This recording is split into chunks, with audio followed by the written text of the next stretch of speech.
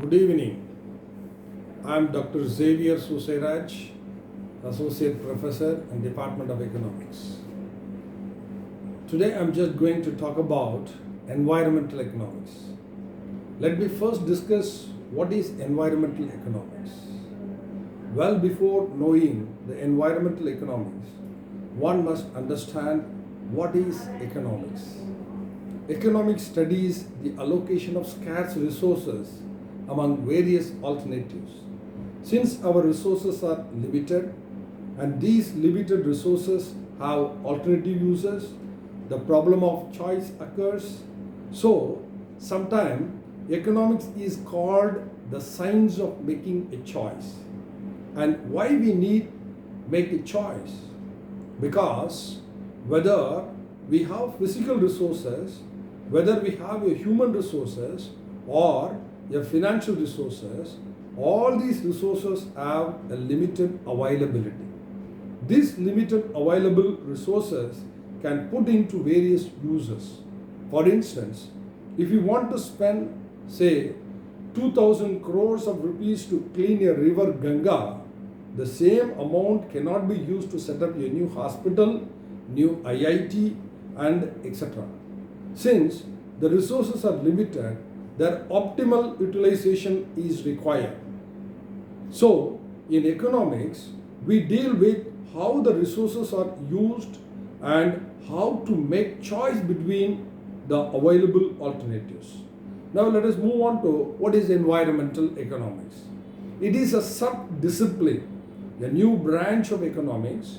It applies economic tools to analyze environmental resources. We also identify certain kind of issues that can be examined with the use of economic tools and techniques.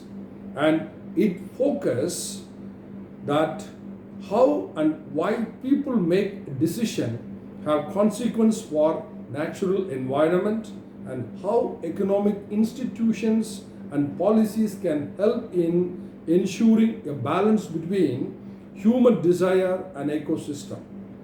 There should be a proper balance between human needs and environmental need. So, the ecosystem services are also studied in environmental economics. And when we put more pressure on our ecosystem, then these services degrade.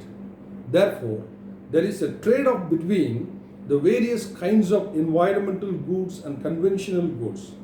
The environment economics, we also deals with the certain kind of trade-off. If we are focusing more on creating conventional goods, then fewer resources will be available for protecting the environment. So, there is a trade-off between the traditional needs of environmental needs and trade-off examined in environmental economics. In environmental economics, we also the impact of economy on the environment. So, when economic growth increases, when employment growth increases, and when the overall economy increases, the environmental economics examine how these increase impact the environment. For instance, if our GDP growth rate increases, it will put more pressure on fossil fuels as energy demand increases with expansion of GDP. And the demand for energy is rising, then the need for fossil fuel will increase and it will a greater and more pollution in the economy. So, bad product in the economy will also increase and that will put more pressure on carrying capacity of the environment. So, the economy and sometimes it is called the development is must, but environment and environmental is so we have to study the relationship between environment and development progress. But it is also lead to environmental degradation. Therefore, my view is that the environment is first, although the development may be a must. So taking these two things into account, the environmental economics, we deal with how make a proper balance between environmental needs and the human needs of various conventional goods and services.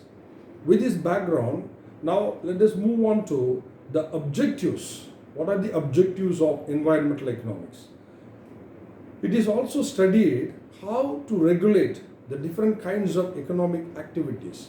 The objective here is to achieve a balance among the environmental economics and social goals. Let me now discuss why should we study environmental economics, or what is the relation for studying environmental economics. And to know this, we should understand the relationship between environment and the economy.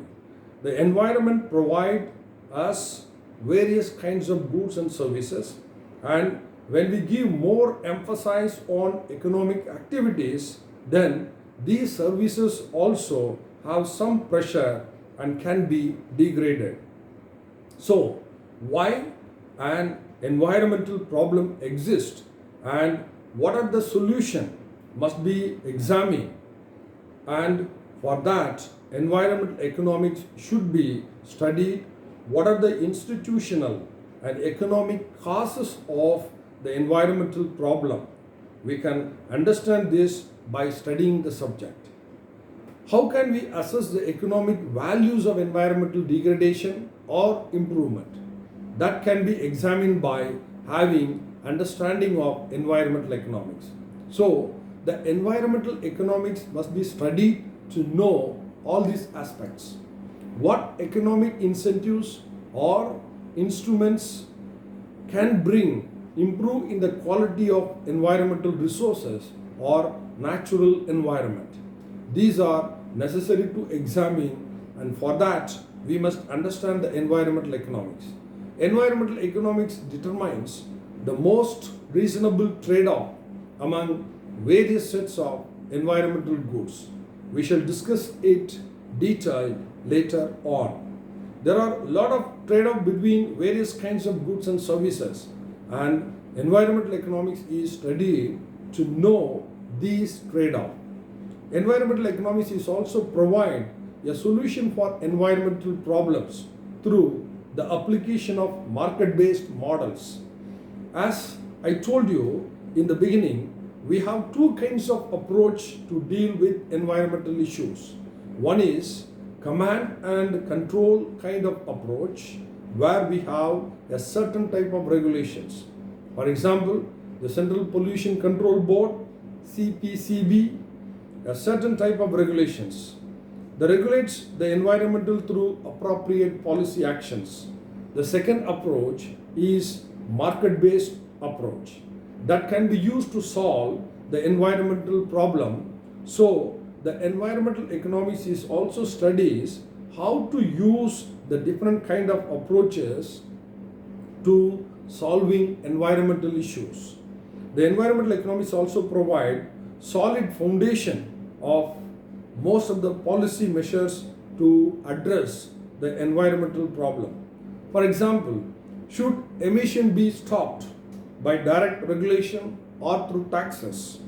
This aspect are studied in environmental economics, and also compare the expected social cost and the benefits of various policy measures. We can have different kinds of policy measures. We can examine these policy measures in terms of how much the social cost they are having and how much the benefits a society are achieving by taking these kinds of actions. So, environmental economics accommodate the supply constraints on environmental goods, the aspect ignored by traditional economics, to provide solution to the sustainable use. Environmental economics is also evaluate the scarcity value for environmental goods for the cost benefit analysis and environmental management project. In brief, I can say that first, the study of environmental economics is needed to understand the optimization of pollution and environmental degradation. We know some pollution is inevitable. If we want to achieve a zero pollution, that we have to stop the various kinds of activities. So pollution is the byproduct of a good produced.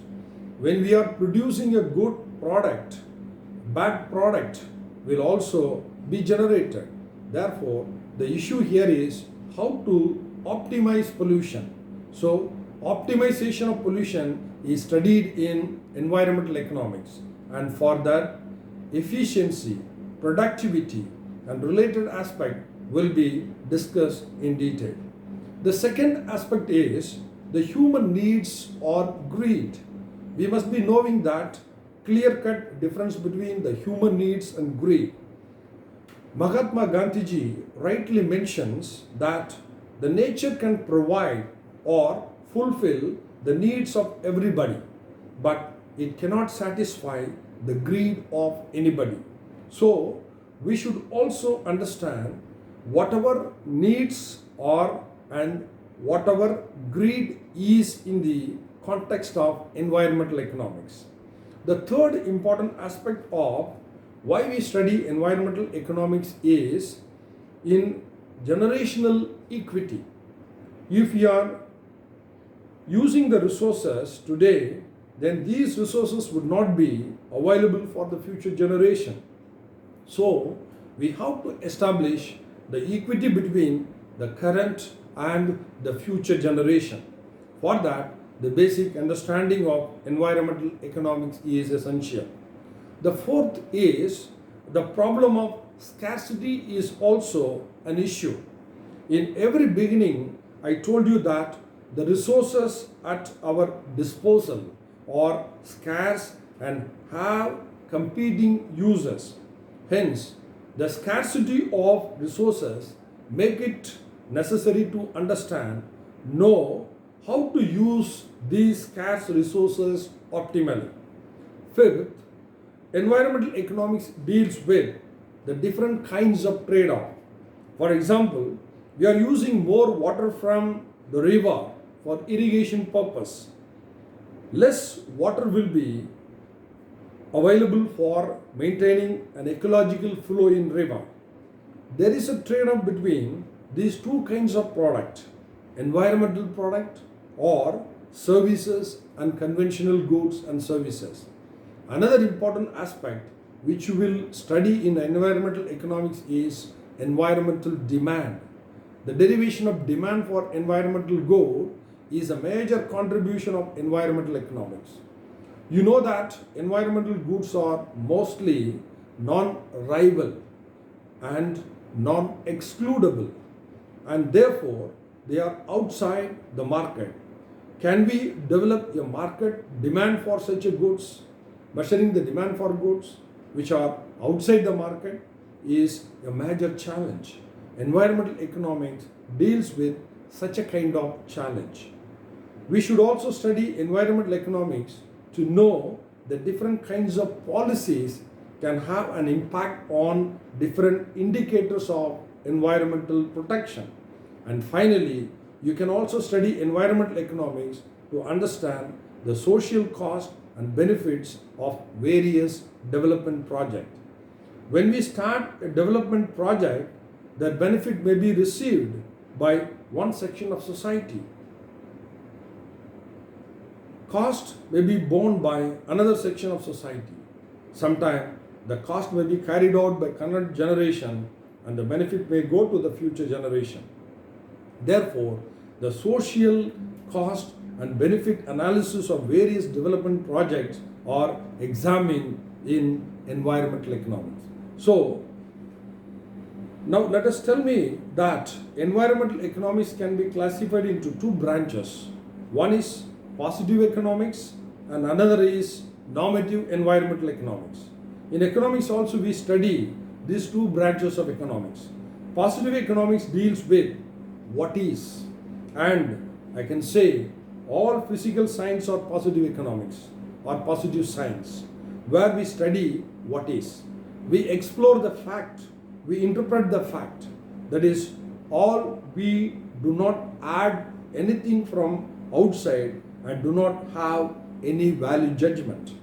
For example, why our river is polluted? Why is our environment polluted? To get answer of such a kind of questions, you have to study the positive environmental economics. Environmental positive economics is predicted and descriptive, while another branch of environmental economics is normative economics. It deals with what ought to be for what should be. It is perspective in nature. Both the branches are beneficial because the welfare part of the environmental economics deals with normative economics, while positive economics include all theories, etc. How to optimize pollution is a part of positive environmental economics. How to formulate policies, or what kind of policies should be formulated to improve the welfare of society. How to improve the environmental conditions through appropriate policies. All these aspects are largely the part of normative environmental economics.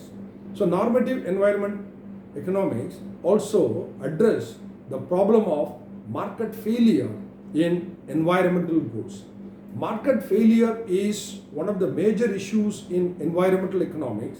Sometimes market fails, sometimes the market does not exist, and sometimes the market fails to deliver the goods efficiently. And another, therefore, what kind of government interventions are required is to correct the market failure, or what kind of policies are required to create enabling environment under which market can work in the case of environmental goods.